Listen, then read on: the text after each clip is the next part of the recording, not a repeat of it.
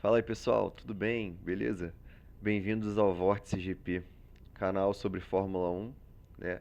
Automobilismo e outros esportes também, mas focado sempre no esporte a motor. Bom, a gente acordou aí, né, com uma bomba, Christian Horner demitido da Red Bull, né, após mais de 20 anos aproximadamente, né, uma passagem vitoriosa. Na verdade, ele foi um dos pilares da construção da Red Bull como equipe de Fórmula 1. E hoje a gente se depara com essa notícia, uma notícia que estava sendo cozinhada, né, durante meses, desde aquele caso do suposto abuso que houve dentro da Red Bull, bem como a queda de desempenho também, a briga com Helmut Marko. E então acho que era previsto, tá? Só que tem uns detalhes dentro dessa notícia, tem uns detalhes implícitos que a gente pode analisar, tá bom?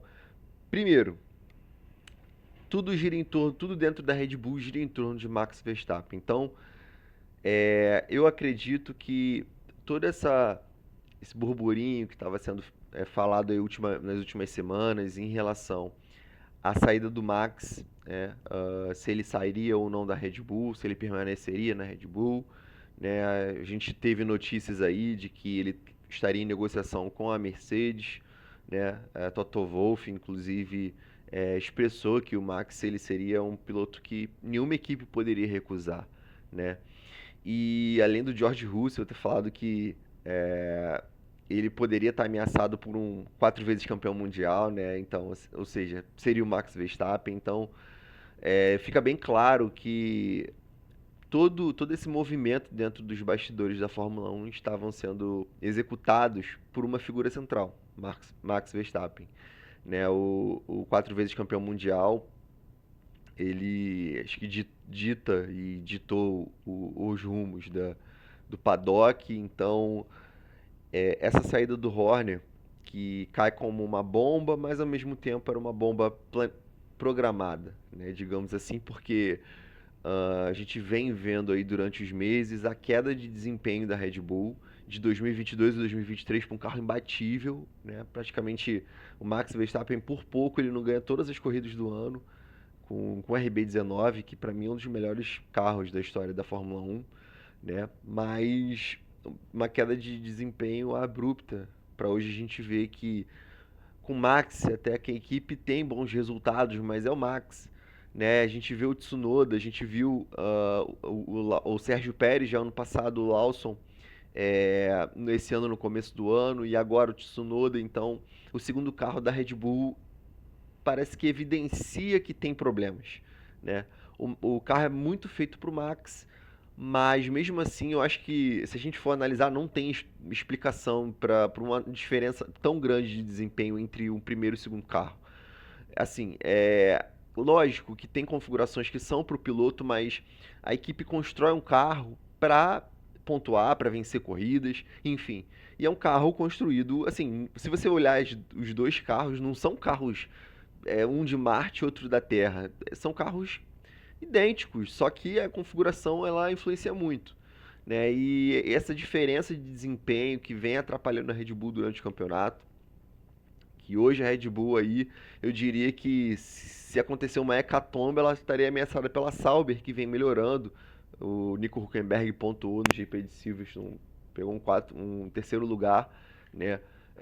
A Sauber vem pontuando e a Red Bull, nessas últimas corridas, pontuou menos que a Sauber, se a gente for contar, né? Então é bem evidente que essa queda de desempenho ela está influenciando, tá? Teve o caso também do abuso do assédio moral dentro da Red Bull. A gente não sabe muito bem o que aconteceu, mas tem aquela denúncia da ex-funcionária da Red Bull contra o Christian Horner, né? De que teria havido um suposto assédio, né? As investigações, a- na- eles disseram, né? Tentaram encobrir, falaram que não teve nada e tal. Só que a gente sabe que teve, a gente percebe que o clima da Red Bull desde então ficou bem complicado. Fora a guerra Helmut Marko contra Christian Horner.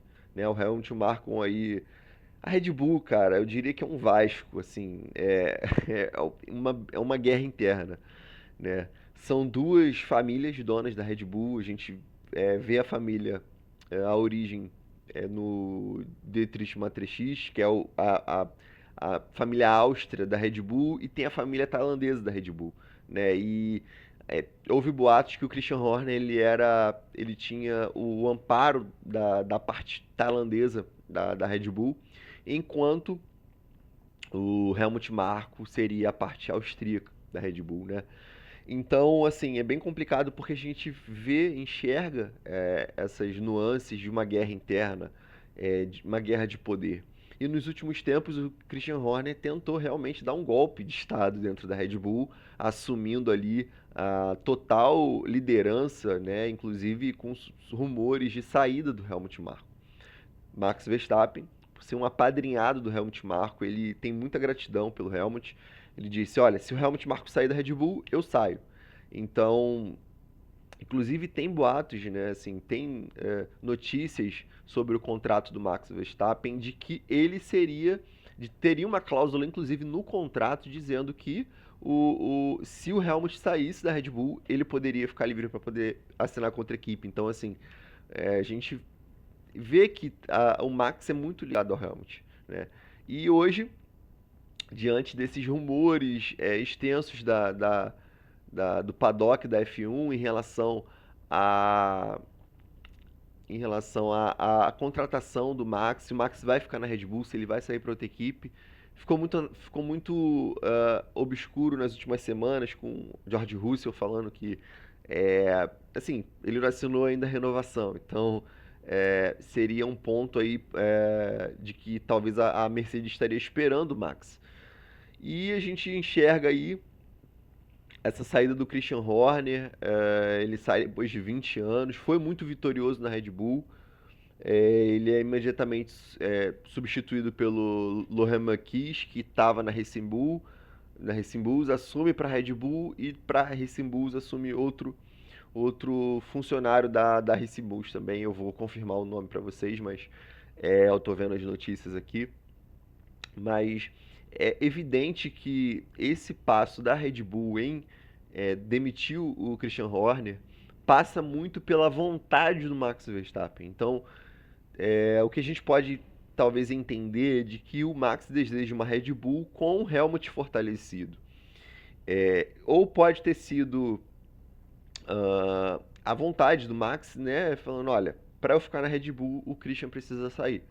Né? E a Red Bull toma essa decisão em meio à necessidade de ter o Max Verstappen, porque a gente vê a Red Bull com o Tsunoda, com o Lawson, e é uma equipe de meio de pelotão. Assim, os resultados dessa temporada estão transmitindo isso.